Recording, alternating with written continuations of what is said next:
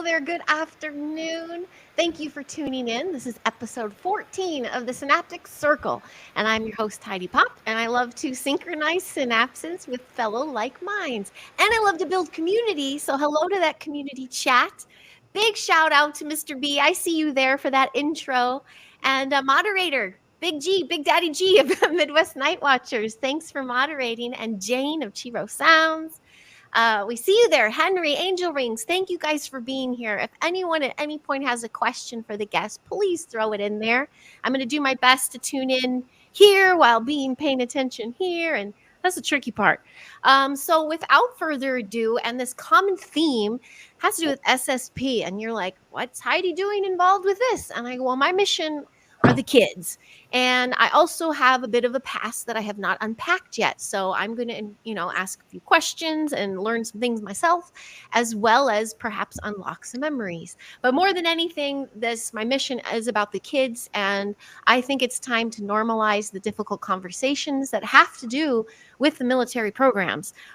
Often the programs that are happening underneath our nose without our knowing that we're paying for usually. So I think it would be great to just get that conversation going on this channel. So thank you very much both for being here, both speakers at a conference next week nonetheless, but welcome Arkheim and Drago. Thank you guys for being here. Yay. Thank you for having both of us. I appreciate it. On the Synaptic Circle finally. Been looking forward to it. I know. Thank you for your patience, Drago. You reached out and it was going to be us. And then I'm like, wait, you got inspired me to do this and unlock something else. We'll do another one too soon. But Drago, well, let's start with you. You think you can share? I mean, I know a lot of pals know about you, but just a little bio on yourself maybe. And then maybe we'll lead into where those memories started. I've always tried to figure out how to summate my bio, and my bio is so long. If any of you guys have been on my website, I apologize. My freaking bio is cringingly long. It is. And I don't know how to go like to a few words. So like, ultimately, I'm a lifelong experiencer of MK Ultra, part of the Montauk program. I was abducted by the United States Air Force at age 6 and basically pimped around to different programs throughout various 20 and backs, 60 and backs, and it took me to my adulthood to get into quantum healing hypnosis to kind of figure out what the heck happened to me. Because unfortunately, I was part of a motorcycle crash, and I got a traumatic brain injury in 2005, and it basically damaged hemispheres of my brain that were blocking memories. So if you can imagine, I've had a lot of these memories growing up as a child. I've always felt like a soldier my entire life, even since I was a child. And I remember being a child having the mentality of an adult, and I never really understood what that meant. There was nothing to explain why I would have all these, not just memories, but like scenarios that a child wouldn't experience. And you would know the answers, and you would understand people's manipulations, and you would see in adults when they try to use you in certain ways, you can see the same triggers that you learned as a child. So that taught me as a young kid to not trust people because of these manipulators people use. So it helped me identify these things. And after the traumatic brain injury, all these memories started really flooding in, and I remembered a lot of it, but the stuff that was coming in, it was so complex that I was having trouble understanding what I was unpacking because timelines didn't make sense to me. I was being shown life as a child growing up in one program, then I was in a completely different program, and it's just like, how do you make sense of that? So it took me to discover Dolores Cannon, and I discovered what QHHT was, and I realized I had originally came across a woman named Alba Weinman, and she's a hypnotherapist in Miami. She's very amazing. She's the reason I do QHHT now, because I end up watching around 500 hours of her material that she had on YouTube, where she would have these people under doing these sessions. And every session I watched, it healed something in me. And I couldn't understand that kind of quantum connection. So that made me dive even deeper. So I became a practitioner and started discovering things about myself, the questions I needed answers. I uncovered false memories, implanted memories that were given to me. I also uncovered the real memories. And the real memories were a little bit harder to unpack because the stuff they put us through as children and what we did in these programs, it is horrific. Yeah. Imagine being a child soldier and you've only been a soldier your whole life and you've got to pretend that you're a regular person. Like me tattooing 50 hours a week, that's my cover life. I literally live a cover life, and most of my career I would never admit that because I was threatened. I wasn't allowed to speak out. I was always told if I speak about these things, they would kill my family. They would kill people closest to me. And stuff like that started happening. People started dying. And that kind of made me not talk about my experiences. And then it took a guy named Corey Good to come on the scene with David Wilcox, start Cosmic Disclosure, and for the first time, the themes were being talked about. And I noticed the following started getting big, and I started seeing that people do want to hear these stories, and people do know about these subjects. Because throughout my life, I tried to talk about these things to people, and I was always laughed at. Even till today, I try to just openly tell people out of nowhere, sometimes depending on the conversation, I'm like, yeah, man, you ever heard of the MK Ultra program? A lot of people haven't. I'm like, have you heard of Stranger Things? Everybody knows Stranger Things. Mm-hmm. Like, I was one of those children. And what they did to us, a lot of the things they did to us, they never talked about on Stranger Things, the most horrific things they did to us. They only showed the superficial, like, pulling off a Band-Aid off a wound versus worth of information. Sure. The mainstream version, yeah. Yeah, so where I am now, I basically got known around the world to put under all these super soldiers and people in the MK Ultra programs and like people in these people that are government assets. Somehow I became the guy that people trust because my story got passed around so much and people remember me from all these programs. So I'm not just speaking, these are my experiences. If you believe me or not, it doesn't matter. It's people like Arkheim.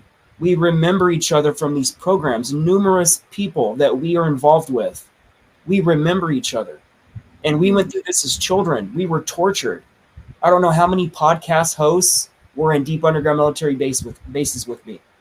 Some of them aren't even aware of it.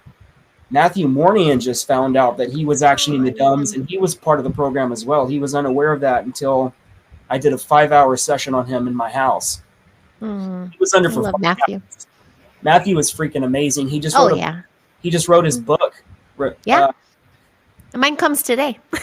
It's really good. All my friends are writing books right now, and they're publishing. Well, if you don't mind, Arkheim did too. Let's Arkheim tell us about this, about your book coming.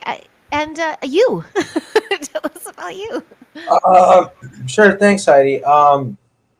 My story is very similar to Drago's, but a little bit different in some ways too. We all have our own little unique abilities and things he used us for and everything else. But yeah, I've also served with Drago. There's been programs that I've been in where Drago is actually the guy giving me orders and stuff. I remember that. And this book is, I guess, more or less just trying to explain these concepts to people through sort of a biographical, there you type lens. And it essentially, I think they start these programs pretty early, like maybe like when you're a baby and stuff, like to be perfectly real. But the thing that broke it open for me and made me remember was probably one of many times where I was taken by a program.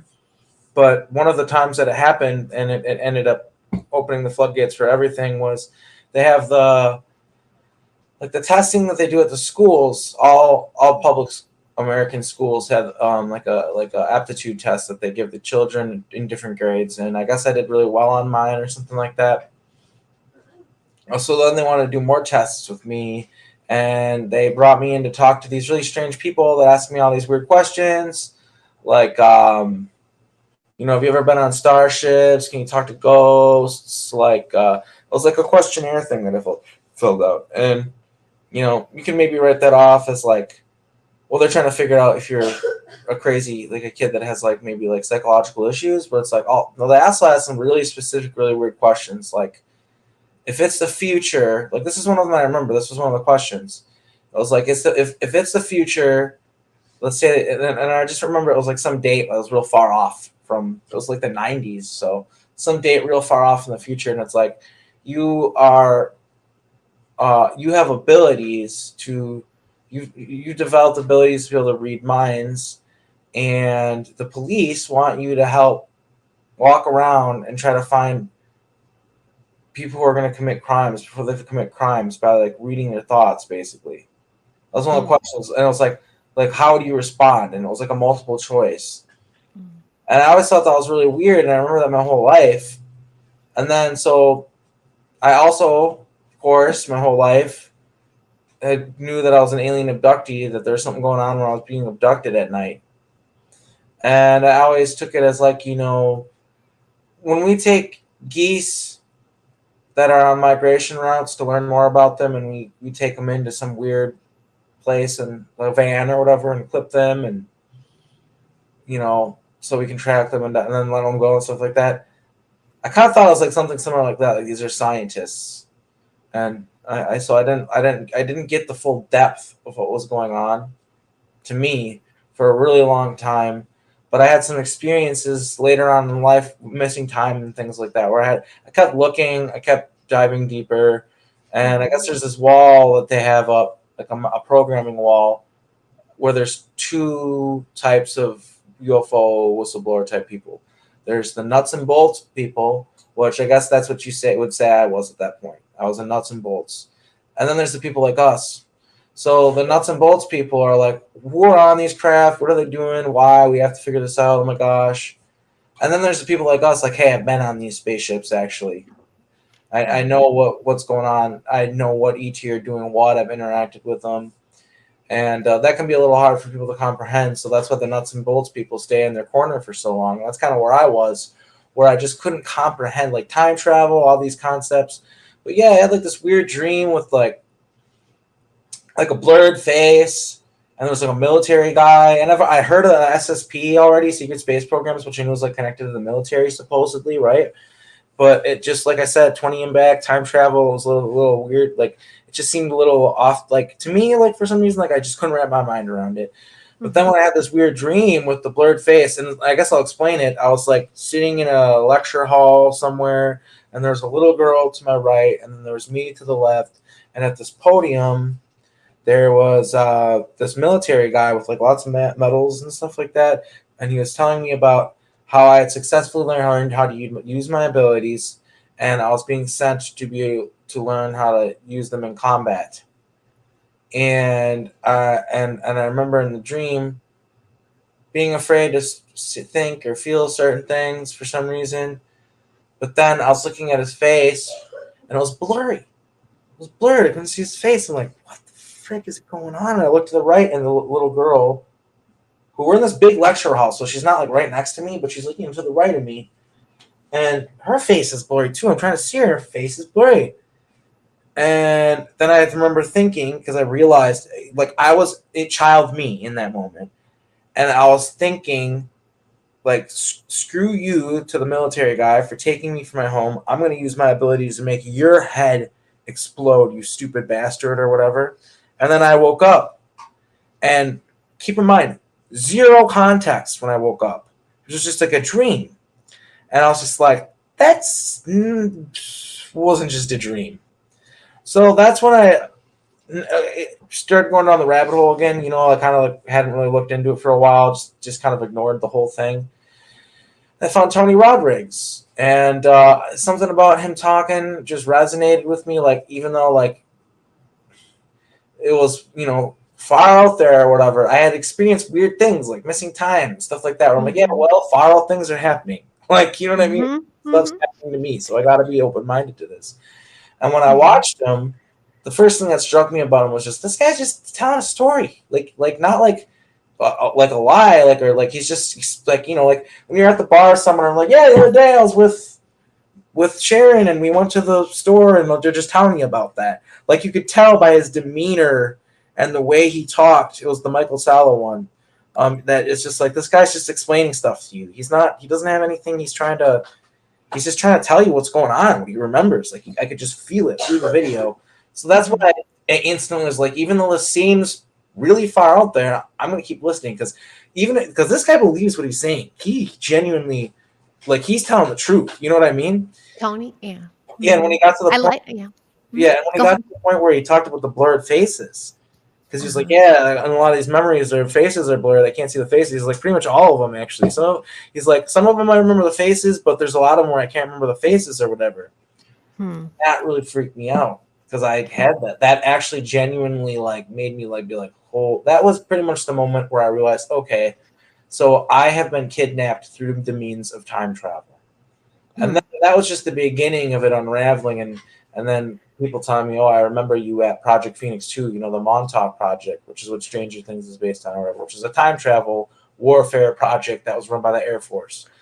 That's the thing that I got some more known for than anything else, is the fact that I was there and I was a part of that time travel program. And that's a lot of what this book is about. That's why it's the Lucifer, is because the cover of the first book about the Montauk project had the similar horse on it. And this has to do with the PSYOPs division of the military, and it's their symbol. It's persuade, change, influence, and it's And when's it available? It's out in 2 weeks, is it? Or it's available for pre-order already on Amazon for the Kindle edition, and then on July 13th you can order a hard copy of it. Okay. And it's just on Amazon, so it's easy to get. And I will have copies of it at the conference. I'm sending them to Drago's house right now. Good. Yay, that's awesome. Well, congrats on the book. And that was a lot to unpack there. I have a quick question for both of you. Do you have family involved in the military? Because Tony Rodriguez is one of the only ones that I felt he made me realize you don't have to just have military involvement in your family to be involved in these programs. So do you, either of you have military involvement? Not blatant military involvement with my family, no. I'm starting to think that my grandpa was a PSYOPs division of the military, Ghost, in the sense where he wasn't like a clone or anything like that. He just got into it in a more natural means. But I'm not sure, because they say they have fall families and then the real families, and I kind of think that my family might have been the fall family, but I can't confirm that. But on a surface level, not super deep military connections in my family. Gotcha. And you weren't military, right, Drago? Not me. Oh, not you. With your any family? Me and our team have only been Black Ops military, which means we have no official records. So basically, we're running tandem with U.S. SOCOM, the United States Navy, United States Air Force, running next to them, being trained by their own people. Yes, I'm a subject of military family. My father was military. My brothers are military, and my youngest brother, he's just now retiring after being in the military for the last 30 years. My brother that's older than both of us, my stepbrother, he retired, I think, around 10 years ago, but all the guys in my family is lifelong military. I actually tried to join the Marines in 2005, and the job I wanted to do was basically I wanted to fly helicopters and rescue people, because that's what my dad was on that. He was on that helicopter part of all that, and that's what I wanted to do. And the recruiter told me, he's like, you know what the death rate is for pilots for those recon missions and those missions? He's like, I told him I don't care how if I'm going to die, it matters how many people I save by doing it. That matters to my soul. It doesn't matter what happens to me. And he basically told me that since my eyes weren't 20/20, I couldn't be a pilot. So he told me he wanted me that I qualified to be an analyst and stuff, because I scored very high on my ASVAB, and it was way above being placed in the infantry. And I basically said no. I said I wanted to fly helicopters, and that's what I prepared to do. I didn't want to. I see my life when he offered that as an analyst, where I'm just basically working for the CIA, and I'm just analyzing signals intelligence and preparing files for different operations and stuff. And I see myself doing that for 10 straight years, sitting at a table, just not getting action, not doing nothing, not saving anybody's lives. And I was like, I can't do this. So I walked away. I blindly just walked away, and they really wanted me to join, but That was the closest I ever came to ever joining the military, and I'm glad I didn't. Because when I was going to join the Marines, it was basically going through this since you're a kid. It's all you've ever known. So I tried to be a regular person, and I couldn't be a regular person. It was hard, so I wanted to join the military in order to do that. But the job they offered, I never seen myself doing that. That's not who I was. I'm Black Ops guy. I'm the Spec Ops guy. I'm the one that's being sent for exfiltration and infiltration and going into corporations and stealing. I can't believe I'm admitting this. I'm going to talk about it in the lecture. Basically, I was an infiltrator for one of these programs, and I would be sent in to steal technology in order for it to be reverse engineered. And one of these programs I was in is called Kruger. And Kruger, man, what they do to us is insane. But one of the things they teach you is parkour. And what I learned with the parkour allowed me to basically get into any building, period. With the amount of technology we have, we can get into anything, man. We have the type of technology where we can remote hack some of these surveillance systems and these biometric systems, and we can literally just turn them off and give us access and delete us coming in the first place. So when they offered me this analyst job, I'm like, I'm not an analyzer. I need to physically be in the field. I want to help save people, because what they made me do was take a lot of lives away. I wanted to do something where I can pay that back, and that's why I would die for anybody, because when you're in these programs, they put you in clones. And the reason they put you in clones is because, let's say Drago or Ark and me, man, they put us on a mission. If we die, that's it. The only thing they can do is go back in time and prevent that from happening. That's not logical. So what they're doing is they're putting us in all these clone bodies and running these ops, and we're dying these gruesome deaths. And there's no difference between a clone and my body at all. And then you can just wake up in a Phoenix chamber. This is something that's kind of more new. I talk about it a little bit in my book, but it's actually really fresh recall, like super fresh recall that I had. They call it a Phoenix chamber, and it's a room full of different clones. And what they can do is, so one of the missions that I remember is I was on another planet, and I was working for what's called Arasaka Corporation, this is a corporation in the breakaway colonies in the future that builds replicants. And this is real far in the future, because I was working for the third Arasaka, meaning the great granddaughter of the original Arasaka, and I think it's Saruke Arasaka. I might be wrong about that, but yeah, I was working for her. But it was this world that wasn't aware of replicants. They didn't know what replicants were, and we were putting replicants in their society, replacing people to infiltrate their society. But they were figuring it out, and they had this special ops team that was investigating it. And basically what I ended up doing is somehow working for the detectives who were investigating who was ever running this project, putting these replicants in. And it was funny because I was working for the people they were looking for. And what I recalled was they were like getting on to me, and I kind of knew it, but I was trying to cover my tracks, and have it so they couldn't figure out who I was. And basically, what was interesting is I was working for the head of Arasaka Corp, and so there was a clone of her, and I was a clone myself as well. It's important to understand. We were both clones, and basically she was my wife, and she was Tin Man programmed, meaning or automaton programmed, where she basically wasn't there. She was like a zombie, and the real Arasaka was somewhere else doing more important stuff. And basically, what I was doing was a really important job, and she wanted to be in charge of it and be there, but have a more hands-off approach. So anytime something serious was going on, I needed to talk to her about it. It was really easy to talk to her clandestine. I would just activate her clone.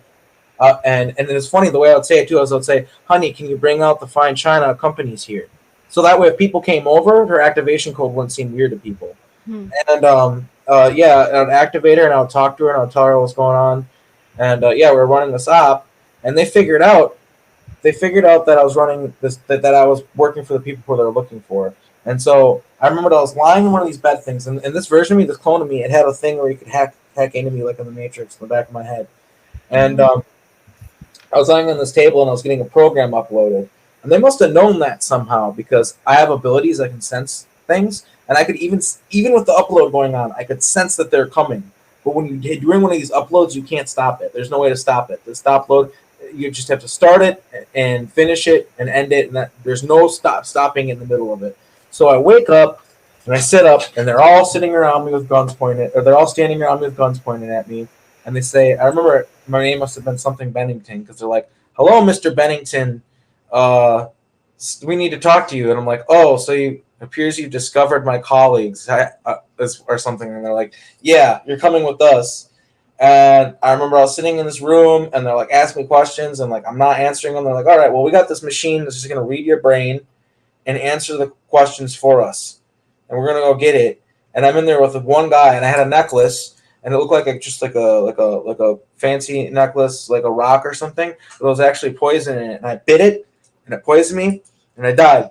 And then I woke up in the Phoenix Chamber, which is like this room in a time bubble, I guess, or like on a spaceship, or just a room somewhere else from where the operation's running. It could be a dome in an underground facility, but like a room with clones in it. You wake up, and I woke up in a clone, and I knew that I had a backup at the house, a backup clone. So basically what I did is right away I activated the backup clone, which was in a closet at the house, woke up, went to Arasaka, and I woke her up and told her, "Hey, the whole mission's compromised," and then we just killed ourselves. And then the people that were looking that wanted answers, like, well, they weren't going to find them. Like, we were gone. That's why they call us ghosts, because like we literally don't exist, and we literally could just disappear at will and just not be there anymore. Especially like you got to keep in mind this is another planet where they didn't understand replicants. And another thing, this is not to go on too much of a rant of replicants, but people won't talk about this much, is the replicants are used by humanity as slaves, which is super uncool. We gotta stop doing that. All beings have to stop trying to use other beings as slaves. It's not cool. Gotta stop doing that. It causes so many freaking problems. Just do your own work, do your own jobs for freaking sakes, right? Like, but anyway, they're being used as slaves, and they don't want to be used as slaves, and they try to leave the planets where they're being used as slaves. But they know that they'll be hunted down. The people who own them and stuff like that will hunt them down. So what they will do, this is a real thing replicants do, is they will go in on other planets, and they can hook up their kit themselves to look like a person that's on that planet, and they can kill that person and replace them and then live their life so that no one will ever look for them to find them because they're just that person. They kill them and replace them, and nobody knows the difference. This is a real thing that happens. So on Earth and other planets in the breakaway, there are replicants walking around acting like real-life people. And they'll even, and the replicants themselves will even take over planets. They've taken over planets this way, where they'll kill the people close to like a political figure or a president or something like that. They'll kill them, and then they'll replace the president. And then, because the reason why they kill the people close to them is because they figure out something weird happened. But if the people close to them aren't around, and it's all just people that are just kind of catering to them and don't know them really well, they'll just be like, they seem a little off lately. They won't notice.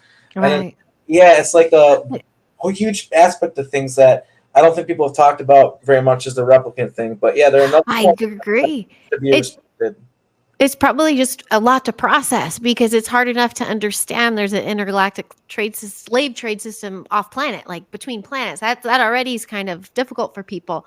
I mean, I know that they're waking up to the fact there's underground bases and there's stuff happening on this planet, but off planet kind of blows a lot of people's mind. I mean, in our community, sure, they get it. The thing is just a way to delegate, because what we continually have is the people in power don't want you to do the hard work. They want to make someone else do it for them. So they keep on creating some sort of moral loophole. They're like, oh, this is okay. This is all right. And the replicants are the newest loophole. and people are realizing like, wait, this isn't okay either. But that we don't have to keep talking about that. But I just want to be clear on that. I hear you.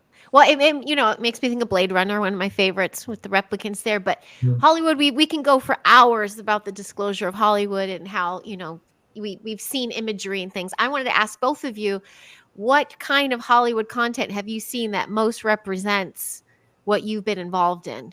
Because some of it, I think they just throw everything in the kitchen sink in one thing, or they leave everything out. Like you said, Stranger Things, they just do what's suitable for television. But have you seen something that you're like, was it a flashback? Or like THX-1138. The movie THX-1138 is based on about 700 years in the future, in an alternate version of humanity where we let an AI, I think it might even be further in the future than that, but it doesn't really matter, real far in the future, and we let an AI control everything. And, everybody wears white jumpsuits, and the computer decides everything, even recreational time. It tells everybody what to do. And it's really creepy. The song, The Sound of Silence, it's a Montauk song that was written in the programs. It was written by this guy, Stan Mulgrave, who is a time soldier who doesn't exist in here now. I don't know where he is, but he's the one who wrote that song. It's about that alternate future that THX-1138 is based on, because they all have a neural link. They're connected to the AI, and they all communicate through the neural link. And the only difference in the movie, because it's an artistic representation, but George Lucas, either he's remote viewing or he's seeing real pictures or something, like the E.T., because that was his first movie, THX-1138. The E.T. and Star Wars, pretty much all of them I've seen. They're real, like they're based on real E.T. and stuff like that. But yeah, that THX-1138 is one real big one. And the only difference is they talk in that movie, like the people talk and stuff. And that was just because it probably wouldn't have done very well, or done worse than it did, because it didn't do super well anyway. But it just wouldn't have stood the test of time either. And then the movie if it was like a silent movie, it would have been kind of weird. Like there's a reason why they don't make silent movies with only subtitles anymore. It would have been strange. But yeah. That's a big one, Drago. If you want to go on any other ones, and there's more, but those are just too big. Sure. But I want to know what your big hits are. And THX-1138, George Lucas stuff. And Drago, I'm sure you got a bunch too. I think a series that really summarizes everything that I'm going through now is basically Altered Carbon. And it shows basically REM to clone transfer, where you're in a military program, and they explain how they can upgrade your clones through genetics, and they can cut your clone with different species. So when Arkheim was talking about the Phoenix Chamber, when he wakes up, he's surrounded by clones. These clones are all different, and they're all used for different operations. You can have a berserker clone, you can have a child clone, you can have a female clone, and they're all used for different infiltrations. Imagine sending a child in to an operation, but that child has the mentality of a 45-year-old man and understands all the abuses and themes that would come along with being a child in some of these programs or operations. So that's what it's like. We have different clones with different abilities, kind of like I have clones that are mainly cybernetic arms, upgraded eyes, like it's all machine stuff. And a lot of that stuff was further.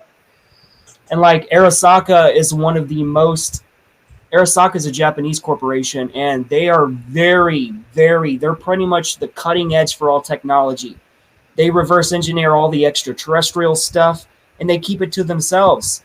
Now they have their own security teams, their security people will use it. And that the Arasaka Corporation is so famous in the programs, they even put it in a freaking video game called Cyberpunk 2077, I think it was.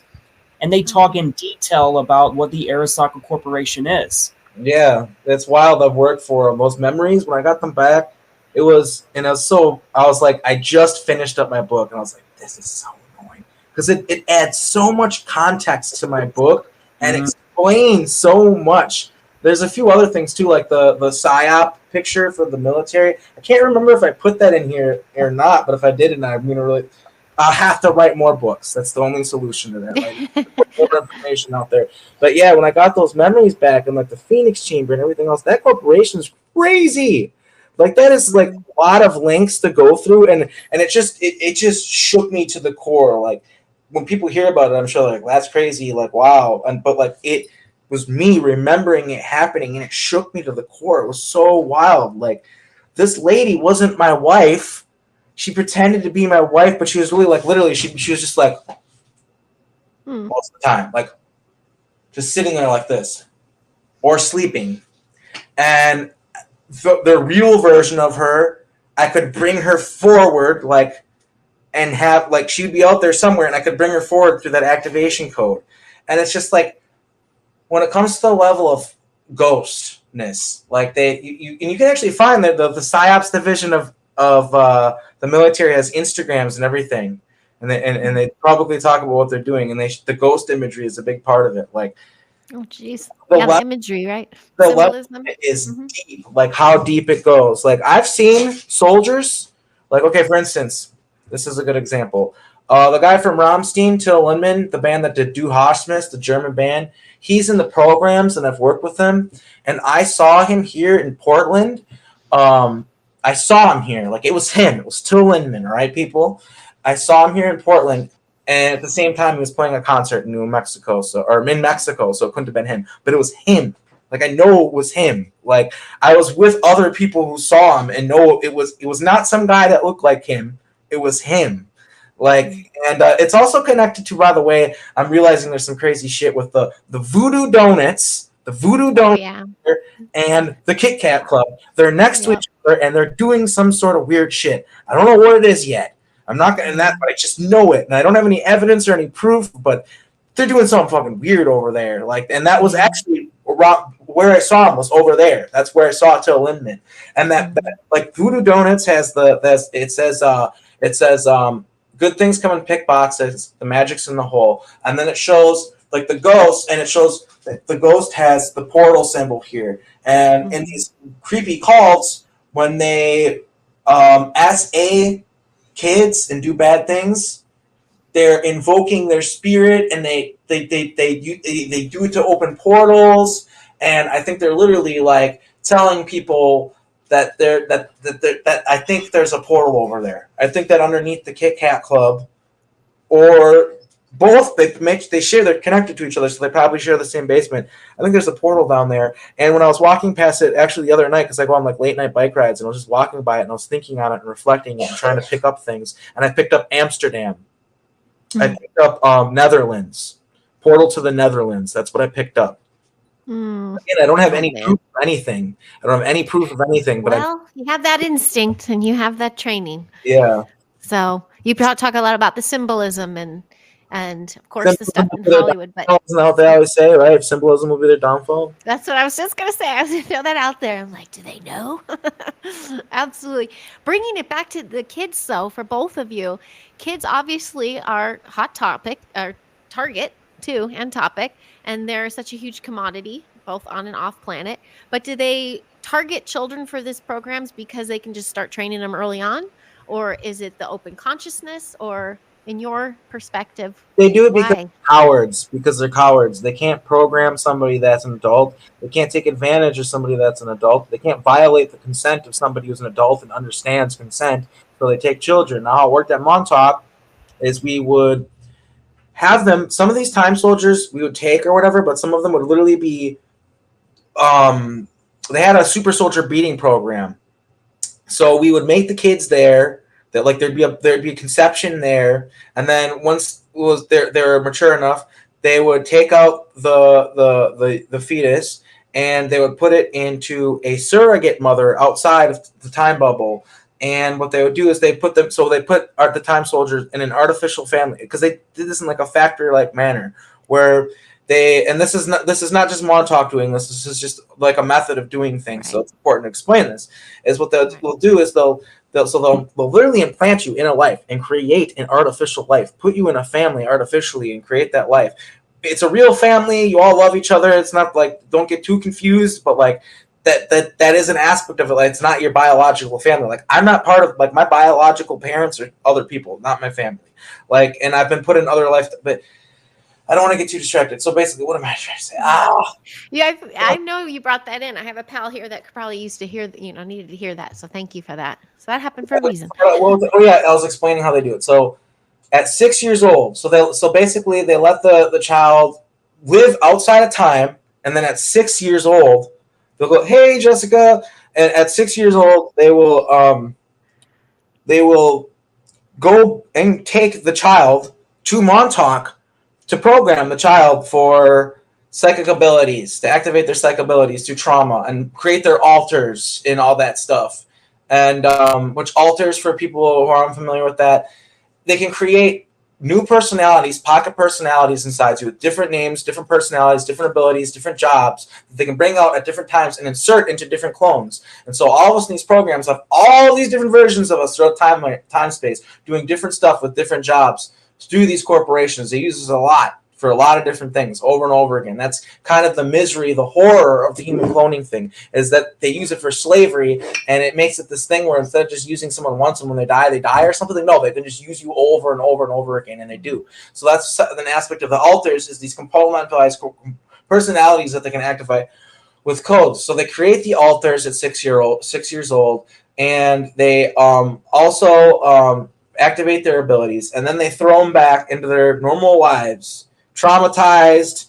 The kid's usually not different anymore. Someone's different. Some there's different. Normally, something's weird's going on. You can't figure out why.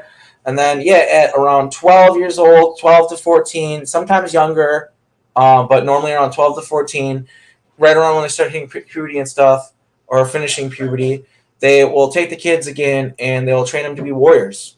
And they'll train them how to use their abilities in combat. And it's not always the same thing. Not everybody has the same stuff. Some people have maybe more hands-off jobs, just like the real military, the normal military. You know what I mean? Because this is real too, but the one that people know about, like there's not everybody has the same job. But essentially, once you're 12 years old, they bring you back and they program you for that, and you're trained for that rigorously. And then you're sent into combat, basically. And this all happens, this whole like them turning 6 at Montauk, that happens in a few minutes. You send them through the portal as a baby, the next thing, or you grab them as a baby, and then you send them through, and then like you just grab them. It's like also instantaneous there because you're not in time. The time isn't real. You're in a time bubble. So like these super soldiers, they can make them like instant. Like instead of like having to wait around for them to grow up and do all this stuff, that's why they do that way. It's because they just grow and become outside of time, and then they would just have them for what they needed. It was very meticulous the way they did things. I got you. It's very heavy. It's very heavy too. So getting into the healing aspect of things, like Drago, when you started to with doing the QHHT and the practice that you do, was that the start of your healing journey? And what advice do you have to people to start their healing journey when they start processing this? I'm sure integrating is very heavy to do. What advice do you have for people that dot connect and go, oh my gosh, and maybe it's too heavy to handle, basically? That was a lot. Sorry. I would say if you're really curious to find out what happened to you, and if you think that you were in the secret space program or Montauk or Monarch or MK Ultra, you need to get a QHHT session. QHHT is very specific, and the reason why I'm recommending QHHT specifically is because it has power behind it. When a lot of these top people in the SSP, a lot of them have got QHHT sessions, and QHHT is considered the top modality. Now, keep in mind, there are numerous people watching right now that have different techniques that is not QHHT. I'm not saying that they're not awesome and that you're not going to recover stuff, because you will uncover stuff. I'm only saying that QHHT has a brand that goes with it that has a certain purity and a certain credibility that goes along with QHHT.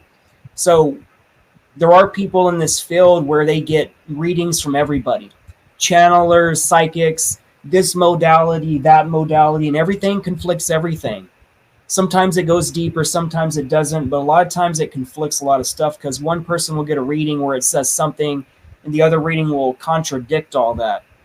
So I'm saying, if you want to unpack all this, you don't have to actually just do QHHT. You can find a good hypnotherapist that does memory retrieval, past life regression. I definitely recommend that. But kind of summing up the previous question about the children. Yeah. The main reason they use children to program is because they tried it with adults. And adults go into psychosis faster than children do, because children, when you do it from a child's point of view, it hasn't learned the coping mechanisms. It hasn't learned that certain things aren't right. Therefore, the child is very easily programmable. So if you abduct a healthy adult, they're going to freaking freak out in ways that is not anticipated. And they will suicide faster They will go into psychosis faster. Children don't. And a lot of people don't. A lot of the children that they put through these programs don't make it through. Like, for example, like you hear sometimes of these stories, and I'm not saying this is every single time if this happens, what happens, but you've heard of some of these stories of like the missing 411, where these kids are like with their families in the middle of the forest and then just gone all of a sudden. Some of these kids were at Montauk, and they became catatonic when they tried to program them. I remember one kid specifically from watching the show. What happened to him was he was like an angel, a light being, whatever you want to call it, that came here to help humanity. And so, of course, they wanted to take him and invert his energy and turn him into a time soldier. And when they tried to program him, he just went catatonic, and they broke him. And so if they would have tried to put him back, he would have just been like not a person anymore. They could have put him back, but he would have been like not a person anymore. He wouldn't have been able to operate. It would just instantly, and then the family would have been confused, and so they just decided to just not put him back. And they do stuff like they'll take kids like literally like I remember they would take kids like one of them like he was playing with a sand castle, and his parents were like grabbing like something from like the truck by the beach or something, the food truck, real quick, and they just weren't looking for a second, and so they grabbed their kid and snatched him and then put him back instantly. And how are they gonna, like, you know what I mean? But if they break them, they don't put them back sometimes. And so that's what some of these 411 cases was kids that went catatonic and couldn't be programmed, and they became casualties of these time programs where they came here to help. They came here with this pure energy, and they tried to invert it, and their souls just couldn't handle it. Like their souls just could not go into that darkness. It just was too much. Is there anything parents can as well? What, Drago? They found out with the time ops as well. Adults, the paradoxes that you experience in time, it's harder to comprehend because the adult mind tries to figure everything out. The child mind doesn't question anything; it only experiences reality. So you will literally go insane if you're not careful. But another thing they do to the ones that don't make it, the ones that they don't reinsert back into time, you know what happens to those kids? They go through satanic rituals, and they get raped. And a lot of times they get... You should use the word SA for the YouTube algorithm. Certain words, all you got to do is just use different terminology, and it helps a lot. Okay, so imagine a lot of these kids are turned into kibble, and they're fed back to the children in the programs, and it's referred to as kibble. So they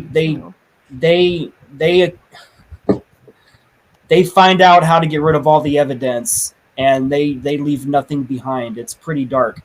But there was some things that you guys talked about earlier that I wanted to kind of finish off. Arkheim, you mentioned blurry faces. That's how you know that those memories are real. In the programs, they install this programming in us where when we try to recall certain memories, all the faces around us are blurry. That's how you know you're not in a cover memory. Cover memories, they're not visceral. It's like you have to imagine your five senses. When you're in real memories, you have all those senses. It's very real. When you're in cover memories, everything's missing. There's no viscerality of it. You don't have the ability to go through a door, and if you did, you would find out that that door has nothing on the other side of it because it wasn't part of the original experience. If it was part of an original experience, there would be something on the other side of that door.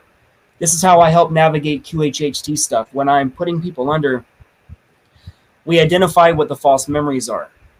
And it's very easy to do that. I have a technique that I invented to do this, and I will not explain it under any circumstance. I will talk about it in person, but I will not let them know how I'm doing this. Therefore, they can create techniques to prevent it from happening. So let's just say that I came across a technique that I discovered on my own where I can go around certain programming that other practitioners cannot in ways that will not set off Omega programming.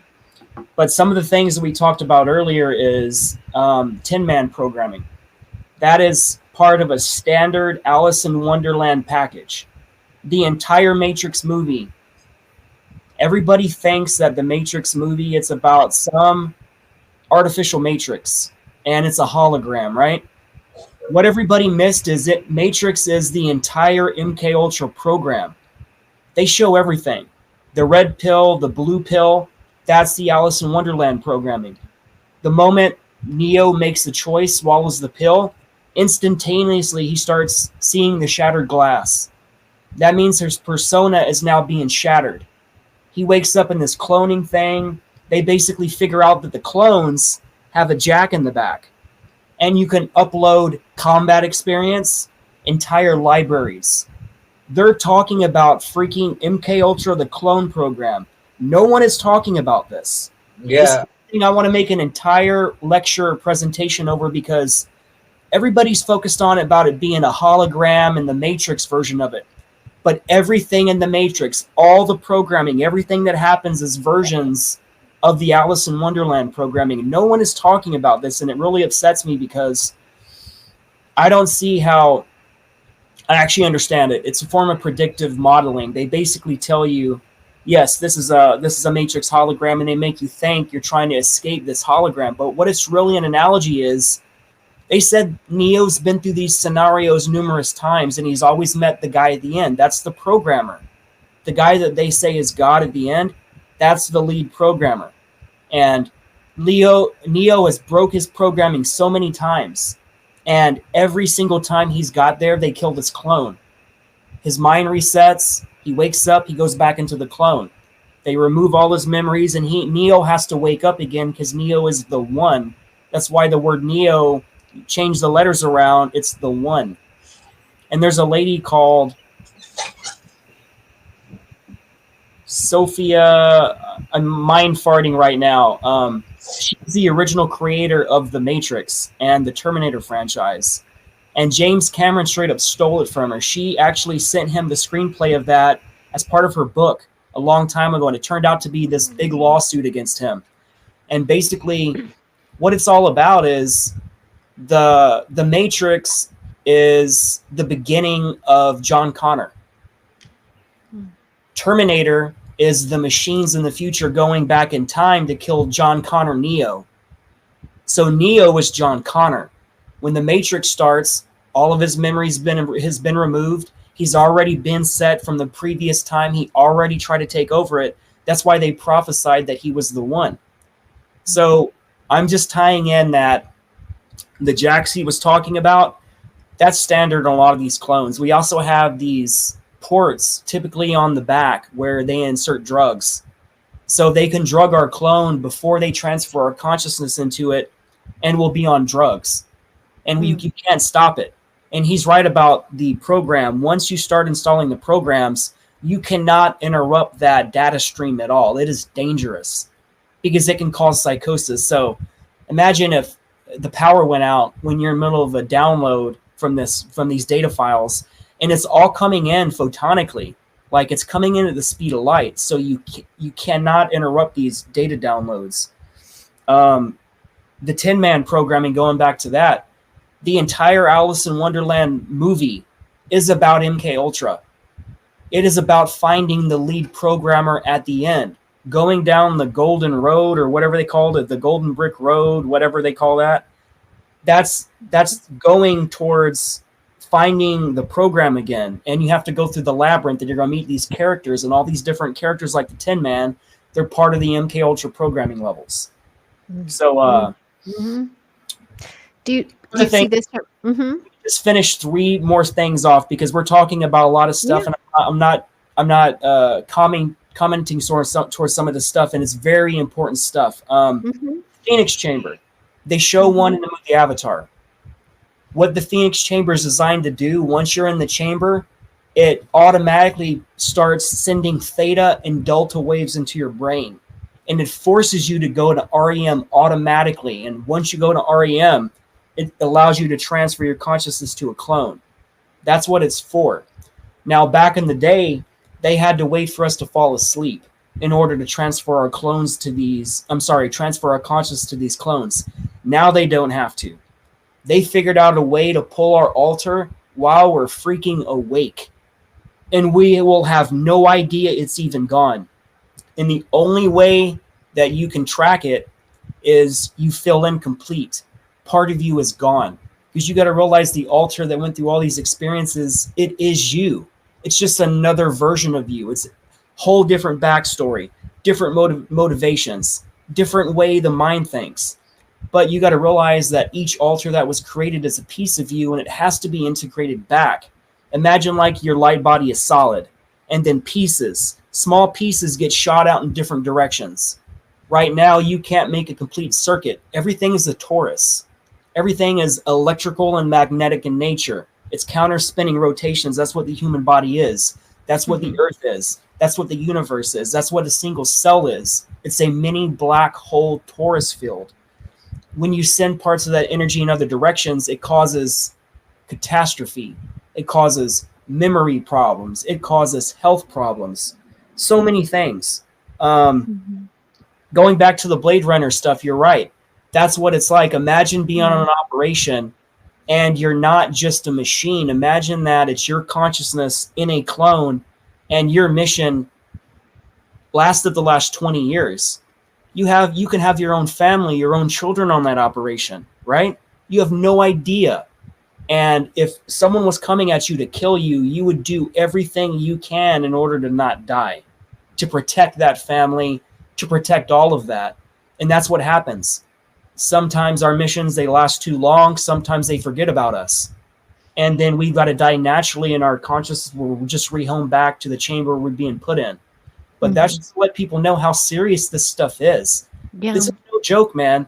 The movie Avatar is literally disclosure of REM consciousness to clone transfer. So I want everybody to know that is real. They're using these movies to explain concepts to the public because they understand, like they're trying to quote, like they're trying to not let disclosure leak out, but they do understand that disclosure is a thing. So they're showing people concepts so that they can understand them. You know, like the movie Steven Spielberg would be a really good example of someone who are like all of his movies are like trying to explain stuff to people. Like the Back to the Future movies, that they show how time travel works to people. The second one, the first one explains, okay, here's how time travel works. The second one's like, here's predestination paradox. It explains it all to people so that they can understand how it all actually works. And you know, like ET, like that alien that they, the ET that they're showing in Mexico, or they, you know, what about little less than a year ago now? Like, it's the same one. And you know, these guys, they are all in the cult, and they're all just showing you like the truth, basically, like and then through their Hollywood smoke and mirrors, we don't recognize what reality is, and we look at reality as fake and fake as reality because when so it's like it just confuses people. These they all have real concepts in them, but they confuse people. You know what I mean? Yeah. Because then they think it can't be real, and it could only be in movies or something like that. It's like, where do you think all that coming from? Down to like fairies and dragons and wizards and everything. Like it all comes from reality. It all comes from the human story. And Drago, you were referencing, I know, Wizard of Oz and Alice in Wonderland because they're both similar programs in there, right? Because I think you were talking Alice in Wonderland, but the Yellow Brick Road with Wizard of Oz, and I mean, it's all in there. Question for both. Go ahead. I was saying there's numerous movies that are the platform for the basis for MK Ultra, and they made it as a movie, but they embedded the subconscious programming in it. So anybody who was in the programs that was unaware they were in the programs, if they watch these movies, it reinforces their programming even deeper. Certain Christmas songs, like a lot of assets, they don't celebrate Christmas because a lot of these old Christmas songs were created during the programming process. So when we hear them once a year, it reprograms you. If you was breaking free, it basically just reconditions you to go even further in your programming. So we're surrounded by the music. They make it's like Arkheim was he's part of a lot of a music programming where they'll steal a lot of his music and they'll put it in the mainstream under cover of other people saying they created it, other famous people. I know something that I just found out right before. And like his music, it's directly jacked. Like the Weeknd sound is basically Ark's freaking sound. And the moment I heard it, I was just like, I worked with him. He's dark. But I love this music, and I don't know why I love this music, but I don't like Weeknd. Dark. Pardon? I worked American Music War. I used to work in Hollywood 30 years, and I worked music awards when you did the Katy Perry disclosure thing. I've worked with her. I remember working with her before this darkness turned in her light, and after I worked with Britney, and I thought she was a clone, but then I met her. I go, no, she's not a clone. She's controlled. All her puppet masters were there. Like, you get that personal meeting. I used to feed them and stuff, and you'd have that energy exchange. And that's when I began to, all my deep dives. They called me Craftspiracy on set because I talked about all this stuff. But I met handlers. I knew that the puppet masters they weren't on set. They were off the call sheet. They were the big guys, the big guys. And I watched what happened to their products. But the weekend, I remember when he came out on the scene, like, all of a sudden had the stage, and it was all like fire, and it was the symbolism that shifted in the music industry was so intense. And then even satanic. Yes, and being around it was dark. It took a long time to clear myself of it. And I walked away 2020, mostly medical choice. I have to say something too, though, just for layman's terms, okay? Breaking it down layman's terms, because I know I'm going to have some parent pals that are going to come across this being intrigued. In your opinions, why are these programs in place in the first place? So we have an intergalactic trade slave system. Is it about resources? Is it energy harvesting? Like, is it all of it? Is it, why are these programs exist, and why are they still in play? Look at the Civil War. Look at slavery in America before the Civil War. That answers your question. Why does slavery ever exist? It's a terrible thing. It shouldn't exist, but it does. Power, ownership, power. Yeah. They want to make other people do the work, and they just want to hang out and drink wine and eat caviar and host elaborate parties and make other people the less intelligent people do the work. That's the way they look at it. So that's really all it is they just view that they're more important. Even the entertainment industry, us, like I shouldn't say us, but like the normal people, they look at celebrities and musicians and that culture. We like worship them, but like we don't understand. Right. They're literally, like you said, they're controlled like puppets. Like, yeah. And they're literally just they call them thespians. They're a class of slaves to them. It's just like Dance Monkey Dance. You ever hear that song? The song on the radio? Sure. That song is about that. It's about how they're just, that's what we are. Yeah. Monkey Dance, Dance Monkey Dance. That is what. Oh yeah. And they have no respect for us. They don't care about us. You can be the most brilliant musician ever. They'll give you a nice little recording studio to make music in outside of time space, and then steal your music from you and sell it to other people. But like, they won't actually like give you any respect or anything like that. They just use people, and you're just entertainment for them. Oh yeah. I could go hours on that one. I'm all about that, those discussions of the industry and stuff. Because once I became aware and conscious of all that was going on, I wound up just snooping around a little too much. And yeah. But what, in your opinion, Drago? I know people are talking money, power. They're saying this, but is there something more to it? Because these programs have been in place for decades, right? I mean, for 100 years, maybe. Let's use history like Arkheim was mentioning about the Civil War. It goes way farther back than that. They were talking about the use of clones and slave races in the Sumerian tablets. The Anunnaki were literally talking about, if you read in the Sumerian tablets, they brought their own people down to mine stuff, and they basically rebelled. And they had to create a being in their own image. So the entire Bible was from the perspective of pretty much the bad guy, which is Enlil, and he's also known as Yahweh, and his brother would be Enki. But they were both part of some nasty genetic experiments, and they basically hijacked us in order to make us a slave race.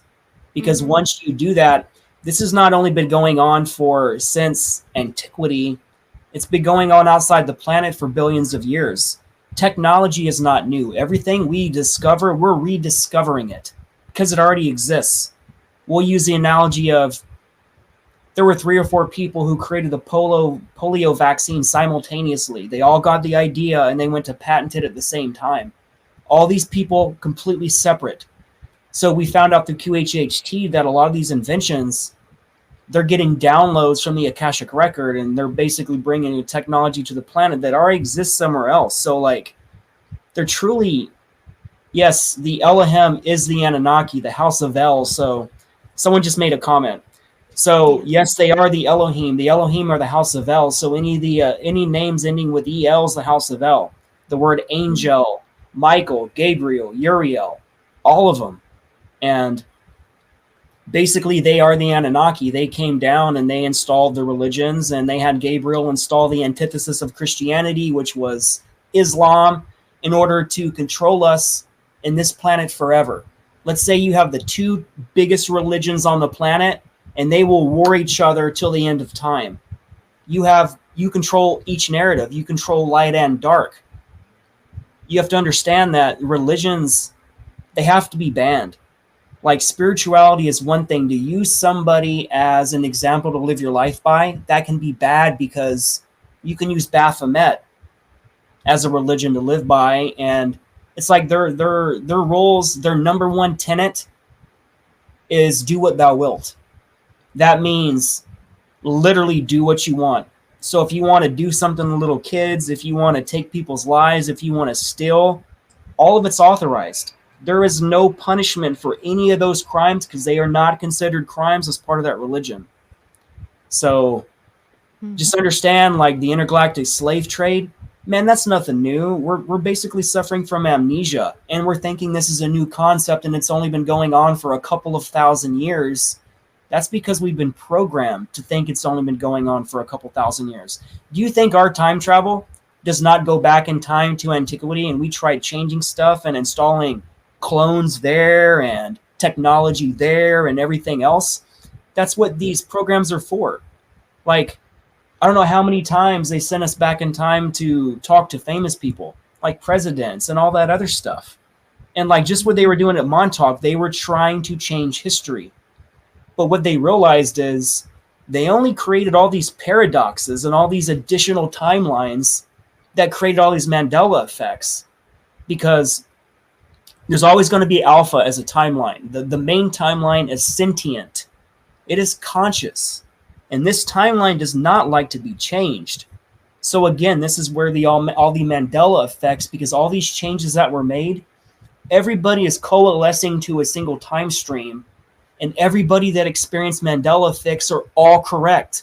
Everybody is arguing that, no, you're wrong, it was this. No, you're wrong, it was this. Nobody's wrong. Everybody is right. Yeah. No one's talking about that. You're just from a different timeline. I am not from this timeline. Everything I confirmed with the ACIO, I am not from this timeline. Period. I don't recognize it. Nothing. All the Mandela effects are insane. The amount of overt control is insane. The amount of darkness, the colors here are not even visceral to me. Like, when I'm outside, I feel like I'm in a matrix. I don't even feel it's organic. You know what I'm saying? So there's a veil over a veil. And I'm desperate to find my origin back to my timeline, where it's not all obfuscated and filtered. One thing that I saw when I was, not to, like, it's kind of random, but you're saying with a veil and stuff like that. When I was in LA, I was in Los Angeles like 4 or 5 months ago. There's a net over at Los Angeles. I don't know if you've ever seen it. Have you seen I call it the circuit board. I know it looks like a circuit board, but yeah, I feel it. I'm now officially, after 22 years. Like, see it. Yeah. Energetic net over the city. Yeah. It's weird. No. I wonder what that is. Oh gosh, that's a why it brings in as much light as it is dark, because it's the resources here, and I mean it's just as ancient and tribal. And I've been studying the ancient in civilizations that were here before us, but it's no wonder that one of the darkest industries is here. So it's a battle, constant battle. That's what it is too. People need to understand that is a lot of the times people allow these groups to take concepts or things that are positive and take them away from us, and we shouldn't allow them to do that. Right. You know, hijacking everything. Yeah, we shouldn't. Yeah. They basically hijacked the organic God creation, and they figured out a way how to fractalize and invert it. So they took the theme of as above, so below, and they literally use that to reverse engineer everything. If God can create a physical existence for non-physical beings to experience, then what would prevent the programmers from using the same blueprint to then make another holographic reality put over another organic reality. That's how they do it. They reverse engineer what is natural law, mathematics, sacred geometry. They basically reverse and bastardize and invert all of it. They take the natural geometric shapes, they invert the energy. Everything is backwards. So like they took the star, whatever you call that, a pentagram. That's actually a very good symbol, and they inverted it, and they're using it for Satanism. So any using that star in any way, now it's considered satanic. But basically, it's just the four directions, and it's the ether, it's the love of source. So like it's everything. Like when a Wiccan wears a pentagram, I know that they're not Satanists, right? So like I don't think they've totally hijacked that one. But They've tried, but you're right. It's the regular person who sees it, though, they're going to think. Right, you're right. Yeah. True. They don't understand even paganism or just all the different routes. It's kind of like the symbolism number again. The number 666 is actually not a bad number. It's actually a really good sacred geometric number, and they take all these good numbers and they use it for dark purposes. Therefore, we will not commit and or relate to it except darkness. Mm-hmm. So we're taking something that's created by God and numbers and symbolism, and it's sacred. It's sacred because there's 12 tones, full tones and half tones, but there's 12 of them, and then when you reach 13, that's the next octave. And that concept occurs in nature over and over again in all these different things.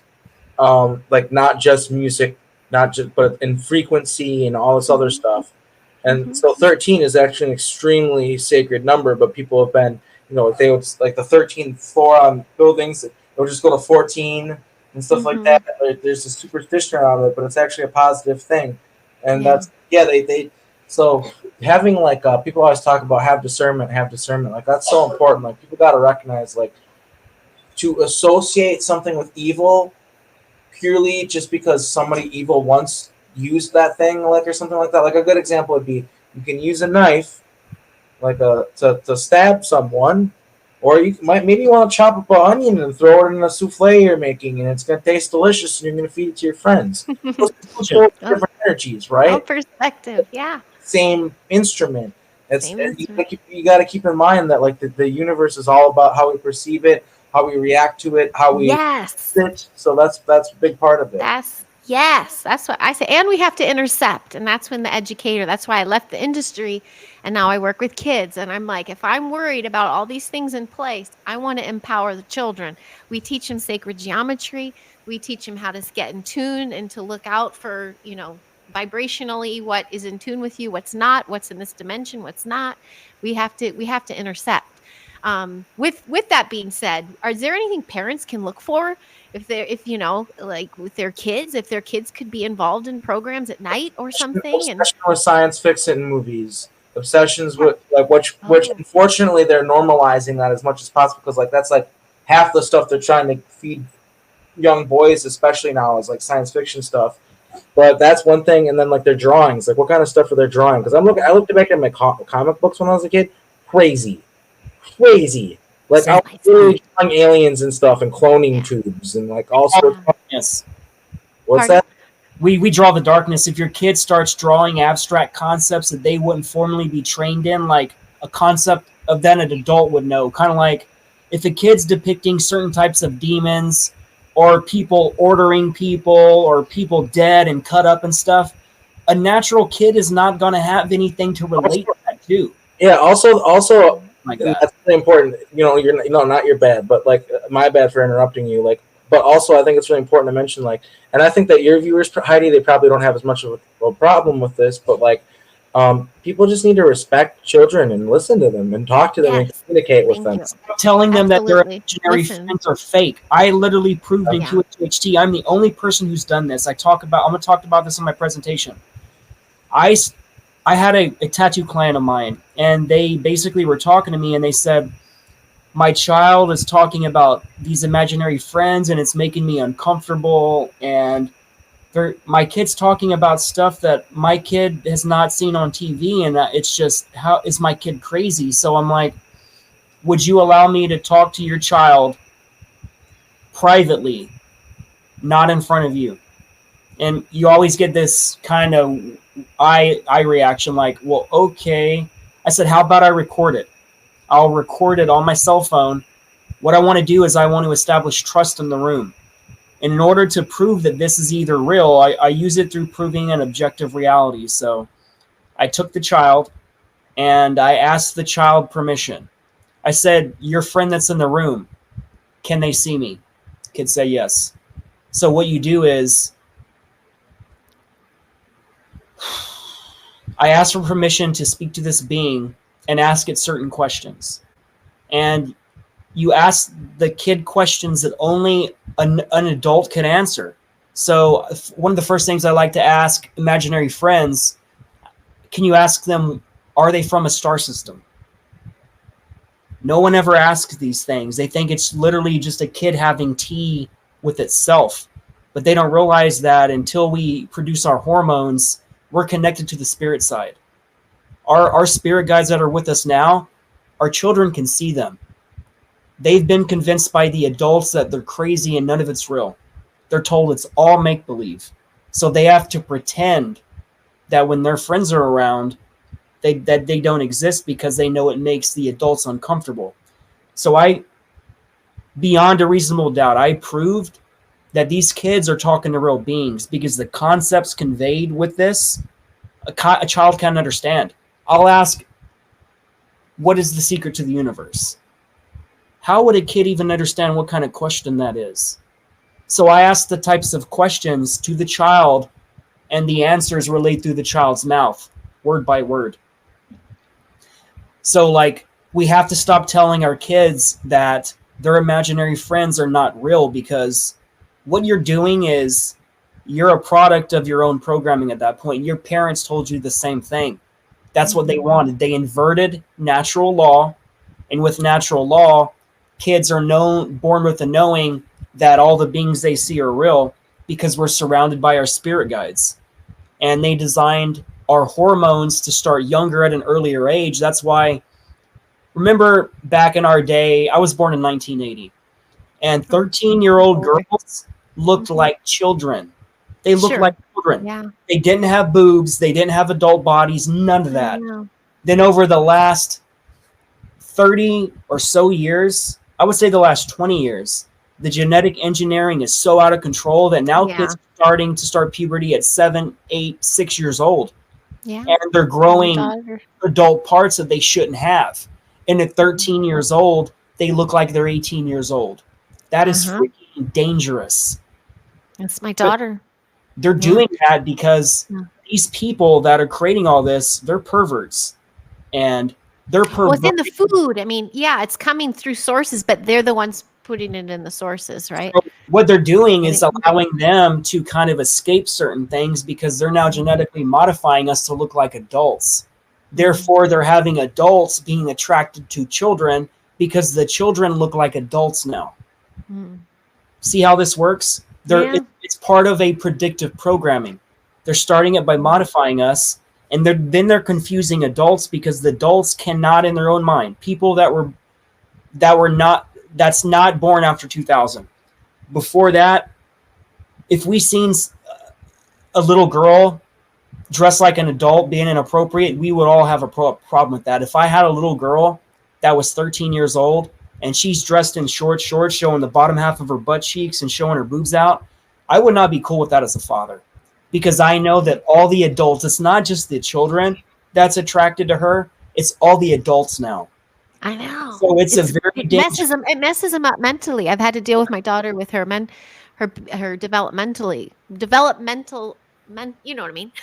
Because it messed with her at 10, being on the beach and getting gawked at. It's like they're not ready to process that. For kids from the past, they never experienced that. No. Well, no.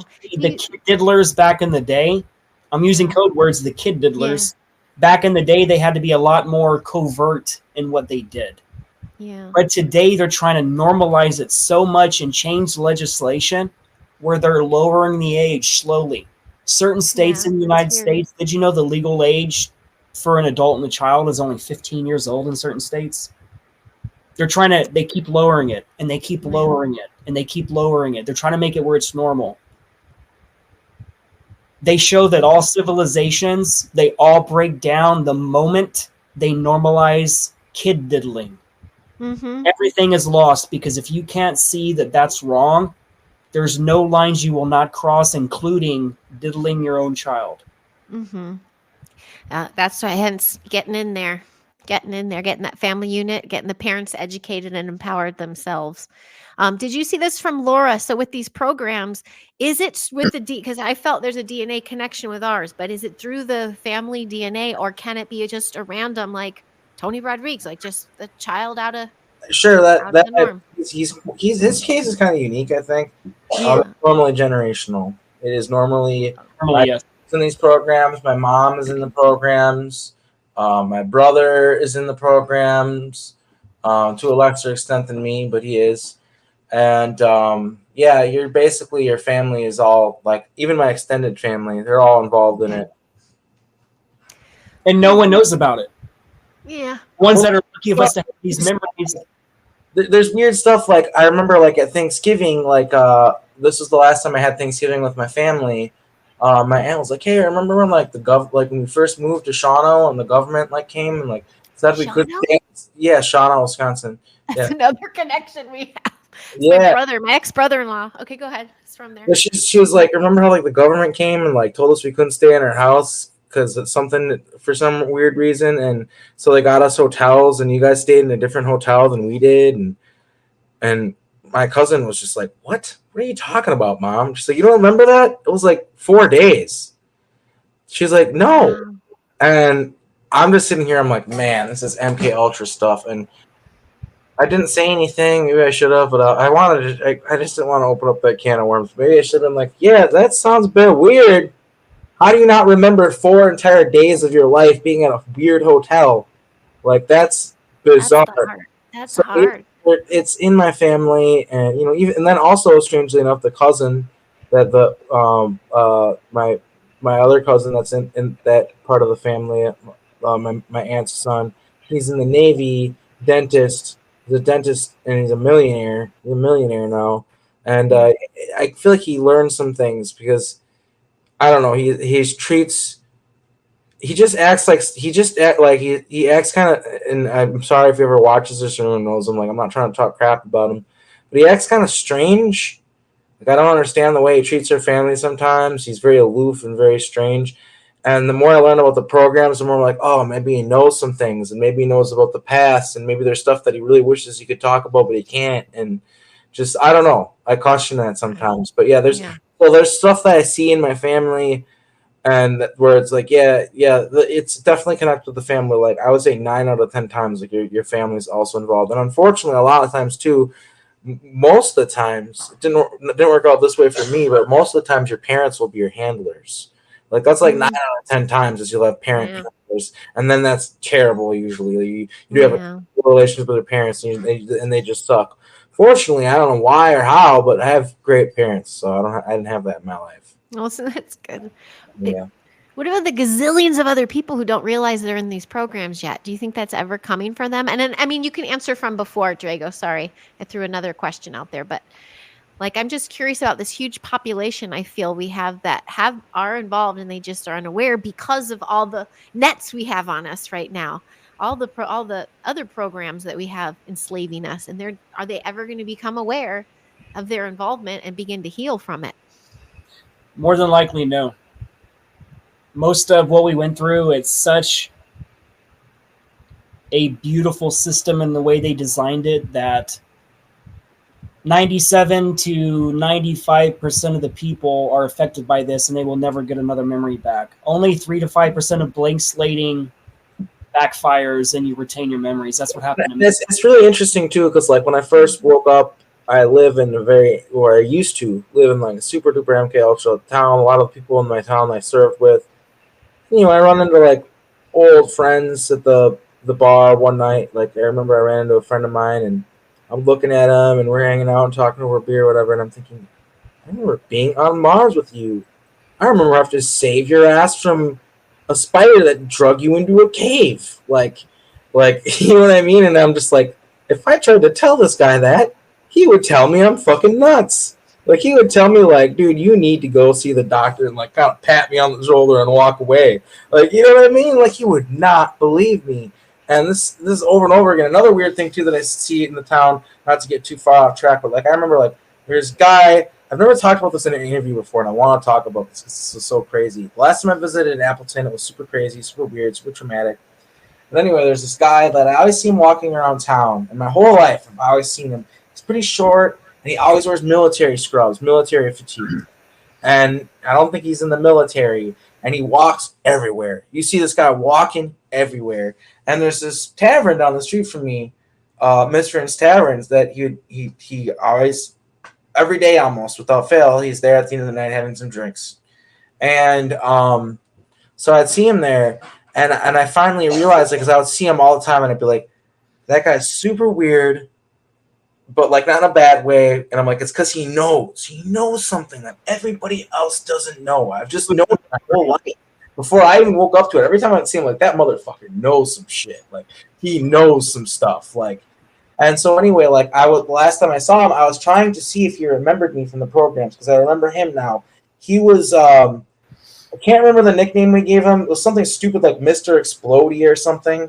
Because what we would do with this guy is there'd be raptor nests or ant nests, which is terrible. This was genocide, by the way. I'm not proud of this. This was fucking genocide, what we were doing. It was terrible. But anyway, we would send him into nests where we knew, like, they're just, like, this is the way to do it, was to go in there and he'd have a bomb strapped to him. He'd explode in there, like, when they finally he'd get in there as deep as possible, and then he'd explode. He'd set off the bomb. And, of course, we could just wake him up in a med bed, and then he'd be done. And this was, like, a nasty job for him to do, and he was, like, looked at as, like people respected him, but in, like, a crappy way. Does that make any sense?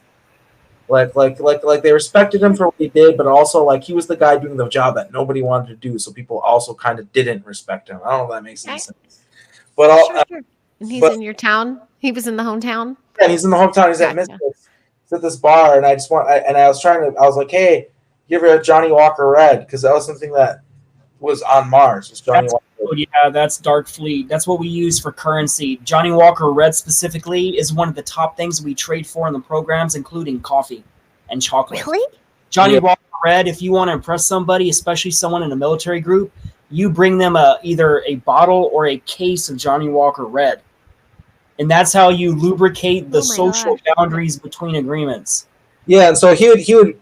From what I recall, like, we would, like, you know, when he would do that and we'd regen him, it was a party, and he was the fucking star of the show. People were carrying him around and shit. You know what I mean? Like, and Johnny Walker Red. So I just asked him, like, you ever have Johnny Walker Red? You want a shot or whatever? He's like, no, I'm okay. So because I was trying to see, like, and I don't know if I don't know what it was, but I went over by him and I just saw over his shoulder. He's sitting at the bar, and you know what he's watching? Videos of people getting medals. Like, he has a TikTok, and his whole stream is just military guys getting medals, military guys, like, training. Like, whole stream is just military stuff. He's obsessed with the military. And it's just so obvious that I'm right. And this guy was in the programs, and he's so obsessed with it. I was never like that when I was a kid. And I think that once I got out of it and I woke up in a life where I wasn't in the military, even though I had that program, I was like, thank God.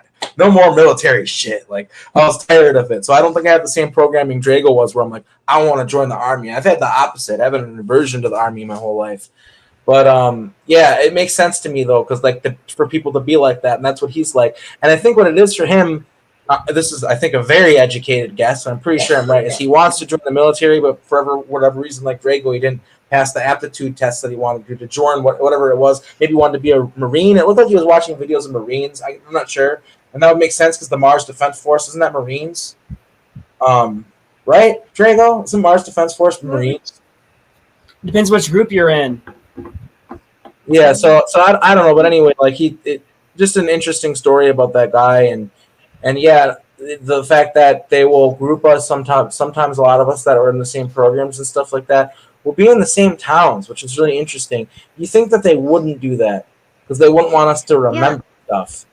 Yeah, didn't you say, Drago, you left your Texas town and went to your new, and that's when you started to have, I mean, what, your accident, did that happen in Texas or Florida? I want to clarify that most of my life, I have despised the military, even till today. And me trying to join in 2005 was out of desperation to leave my cover life, because it was hard for me to play along and be a regular person, and I wanted to get back to what I remember. I would rather in real life stop being Drago Reid, stop being the tattooer, and I would rather be on operations. I don't know why. I feel that way sometimes too. The thing that I really miss the most is like being part of a team and having each other's back, and like the camaraderie that you have in the programs. Like you literally would like die for these people you're working with if you had to, if it were for the mission. You know what I mean? Like, and like you don't get that kind of camaraderie in your normal life. It just doesn't. You know how many times that I have died during a mission and I was saving someone's life, and I watched the last person get through my portal that I opened, and it took me to risk my life and to die for that. And there's been times where I remember my body is completely demolished. I am laying on the ground. I can't even lift my head. I am crying. But I remember them getting to the portal. Aw.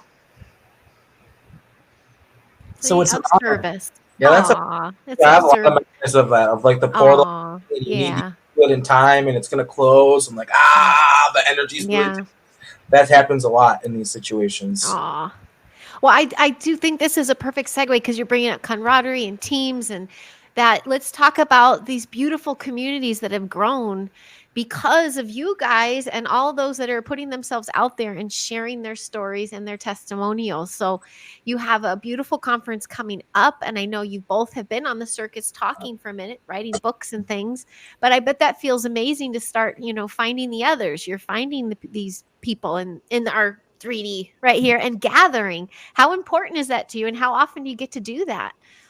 To gather with your people? Honestly, everything to me to reconnect with my comrades and become their friends in the here and now. Like especially Drago, like we're really close in the programs, and I really looked up to him a lot, like kind of like a mentor figure in a way.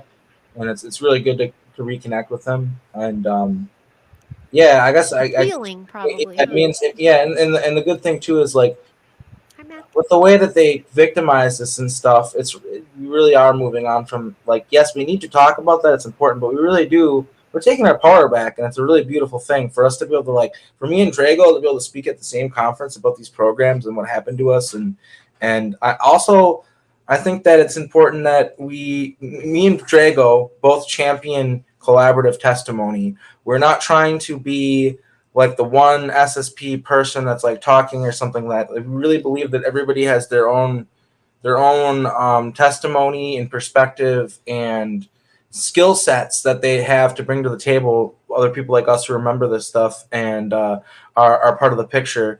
And so, it's always great to reconnect with people. And it's also, it can be hard. It can be rough. It can be wild sometimes sad, because imagine this one. I'll remember people that from the programs that don't remember me, and it'll be really emotional sometimes. Like I'll remember stuff and be like, hey, do you remember this? Do you remember that? Like something really intense and emotional. I'm like, sorry, I don't remember. And it'll really hurt sometimes. So, but not there yet. Yeah, that's true. But no, we're forming a really good community. With Drago over here, he's really quite literally transforming people's lives with his QHHT. He's helping healing people. I'm actually have I'm staying for a couple days after the conference to spend some time with him and do some QHHT. Nice. And I've good. A lot of good things from other people about the work he does, and that's kind of where I'm at too. I have to learn how to do the alter integration therapy, which is brand new. Nobody does it. Oh shoot! I didn't even ask y'all about that. How you integrate everything? Oops, we gotta do another one. But that's a lot of work right there. Is integrating longer than an entire lifetime. So that's a big, and you can only do it it's really complicated, and I don't even claim I'm at the bottom of the mountain of of. It's like, let's say like if there were, since there's no class you can take for it, it's like I just started class though, you know. So it's like that figuratively. Like I'm learning about it now, and I'm practicing it, and I'm applying what I learned as much as I can. But for Yeah. now, I'm just learning, and yeah, my eventual goal, which I know I will reach because it's part of my destiny here, is to help people integrate alters with like government funded professional clinics.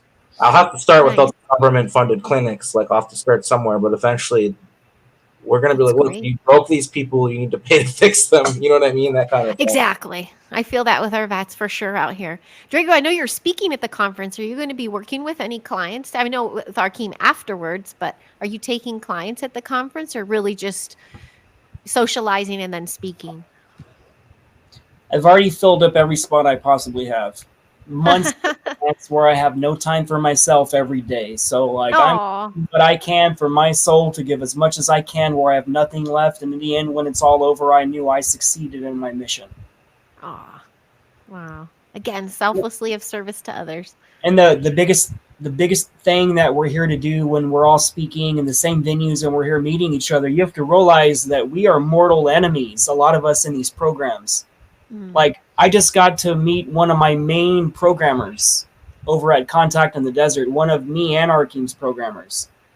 And she did some really dark, nasty stuff to us, but I remember I felt nothing but love for her because I told her I forgave her. I looked her in the eyes, and she was in fear that I would hurt her because it's imagine that you met the person that ruined your life and did all the trauma to you, one of them, and then you got to be put face to face with that person in real life. What would the average person do?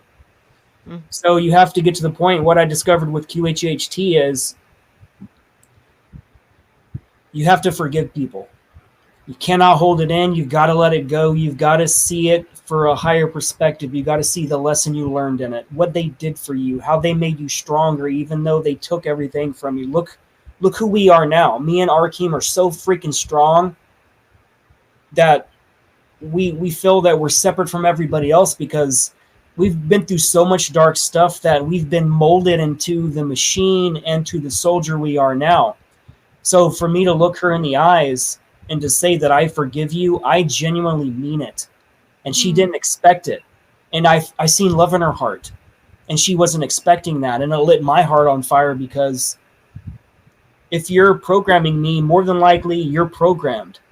And you might be operating in an altar as well. So what you're doing isn't who you truly are. I could see who you truly are in the here and now. That's what we call it. That's why Arkheim called it the here and now, because that's who we are outside of all this stuff. That's how we know that we're not in a clone or we're not off on a mission. This is who we are. And just to meet these people, and let's talk about Christy Campbell and Joseph Powell for a minute. Joseph Powell really messed Christy up during these programs, but they got to talk about it. They actually forgave each other. And for me to watch all these people from Darkfleet, Nachtwolf, and Kruger forgive each other, and we can have an open dialogue of what happened and talk in extreme detail about what we did to each other, we can now understand that we're forgiving each other and we're letting it go. Because to hold this kind of weight in your soul will carry on from lifetime to lifetime, and you'll never let it go till you forgive it. So you have to forgive it now. The only true enemy is yourself. If you perceive something as outside of you, you're falling for the illusion, because my enemy is me. Heidi, Arkheim, we are each other. There is no difference. Everybody watching this now, you are me and I am you. You have to understand. Stop treating the people the way you do, because with karma, you're going to get it right back to you, man. So if you can understand that every blade of grass, every animal, the wind, the person you talk the most crap about, they are you, and they are only in your life because they're showing you that that exists within you. And until you forgive it and release it, it will always appear in your life through proxy, through a person, a situation, a relationship, or a job, no matter what. So you have to just forgive people and just let it go, man. Yes. Really let it go. I love this. Are you both going to be on the beach? I can just picture all you hundreds of people activating this heart center. and just blasting the planet. Not only will we be on the beach, more than likely the government will be there with TR3Bs. I always see TR3Bs. They're always watching us in all the shows. All of us take video. Mm-hmm. We all record the government crafts there and other crafts.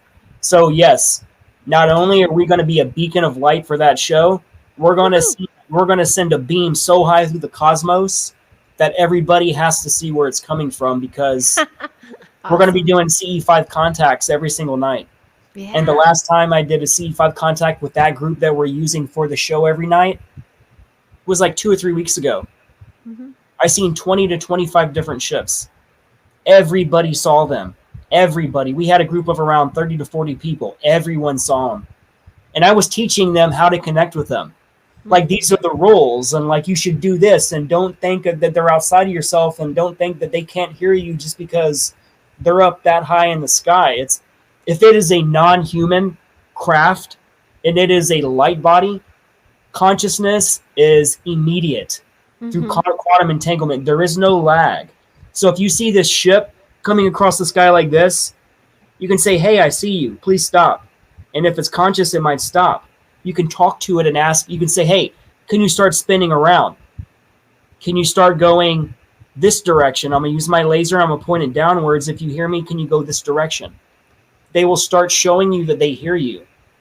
It's freaking amazing. It's beautiful. It's all here. Yeah. Yeah. Oh, I'm right there with you. I will be there with you in spirit.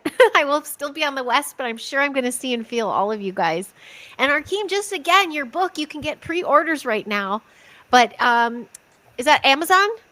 Yeah, Amazon.com. You can get pre-orders. The book itself, physical copies are available on July 13th. Okay. Excellent. And I'll add it again below. I know Mr. G added the Disclosure Now link. I know there's live stream tickets for sure if you can't make it to St. Petersburg to see that next week. We made it so cheap that everyone can afford it no matter what. I've never seen a live stream this cheap on the show ever. I know. I was really grateful for that. That's why I can't be them in person. So that's awesome. What about after that? Real quick, as I know I keep saying we're winding down and I keep asking questions, but you have this conference, but are there any things else this summer you have going on? You both have busy years. Oh man, it's just been this book and this conference, and after that it's just hitting the like I have New Earth Light Brigade with my friend Audrey, which is a new show focusing on creating the government for New Earth and helping people understand their sovereignty so we can do that and get rid of this cabal on Earth. And then, of course, I have my Disclosure Now channel, and basically I've just been working at this like way harder. Like I quit my day job. This is what I do now, and it's just like the rubber meets the road right now. I'm working my butt off with trying to get this information out there and just do as much work as possible. Perfect. Well, congrats on that, and thank you for that. And Drago, you're at the conference, but I know they can see you live full time in Florida, but I'm sure you have a ton of guest speaking coming up as well. I was offered to speak in February, and basically everybody knows I'm writing books, and the books I've been writing have never been about me. I never wanted to make this about me. It was only Laura Eisenhower that got me to step forward on May 15th of last year, and we started the Rebel Collective show. At that point, I was never going to tell my story. I was always going to be the guy in the background because, again, they threaten to kill everybody I know, and they've kind of proved that to me that is a real phenomenon. So it got to the point where I had to relinquish that fear and just do it, because if I didn't, I felt that I would be selling out and that I didn't do what I was here to accomplish, and I didn't want to die with regrets. So I was offered to talk in April at Alien Events. So basically, for the first time in my life, I had to start writing about me and my experiences. So 5 months, I've been writing 7 days a week for 5 months straight without stopping. And it's affected me interviewing people. I've kind of put that on the back burner. I'm not producing a lot of content right now because I can't. This is the most important thing to prepare for this presentation, because the full disclosure now is the first time I'm telling my story publicly. And this is stuff I've never even talked about. Okay. So I will be writing my presentation up till the day before I present on Tuesday, which is I think the 16th. But like, it's a lot. It's taken everything from me, and all the shows that I did following up to this moment, it was too much. I was going to a different convention a month. And yeah, you were bouncing all over. Sometimes 2 or 3 shows a month. So right now, my focus is on this, and I stopped. I didn't plan anything else after this convention. So Okay. most of the main conventions, they're before May. So I've done all the big ones. So if there's any other shows I might be going to, it'll all be impromptu. I'll still be going, but right now I will have a lecture that I can start talking about on the circuit. And this will be one lecture. I have 4 different lectures I'm preparing on 4 different subjects. So once I complete them, once this first one's complete, I'm going to start on the Anunnaki one. And then I'm going to be selling that to everybody. But right now, I have too much mental fatigue. My body has broken down already, and I need to take time for myself. So once this presentation is over and this convention is over, I'm going to take a little breather. Good. And, like, pull all the fragments I sent out to help people back to myself, because I need myself back. Because mentally, I'm struggling here. Because 5 months to write your life story is a lot. I don't even know how to put it in a presentation. I'm confused how I can even put my whole life story in a presentation in 1 hour and 45 minutes. So, it's going to be beautiful. You both are going to be surrounded by people who support you and who are there for you. So you're going to feel that, and it's just going to flow. So I'm really excited for you. It's going to be an amazing conference. We have so many amazing people. There's a bunch of other speakers that are here right now listening to this live stream. I've seen a bunch of people chime in. I know. Hi, Matthew. One of the hey Matthew, I seen he sent 5 fires on the comment. I love that dude. We actually served together in these programs. Me and him are intimately connected, and he actually dedicated 60 pages in his book about me and our session together and what he discovered. So thank you, Matthew. It's a huge honor to be in your book. It's freaking he rocks. Well, so do both of you. So thank you both, because this huge event is coming up. I really appreciate you taking the time to do this with me today, because you helped me to unpack a little bit more, and I really want to normalize these conversations. So thank you both. I hope to meet you in person at some point, but it's nice to connect here. It's all relative. It'll just happen just like that. Remember, it's relative. So I know. It's going to happen. Thank you to that beautiful chat. Thanks for talking with each other and for chiming in. I loved seeing all your beautiful shining faces there, and thank you for your support. And I have to do it. But if you like what you see, don't forget to hit like and subscribe. And I'll see you on the next one. So thank you to everyone here, and thank you both. So take care. See you soon. Next time, everyone. Oops. Thank you.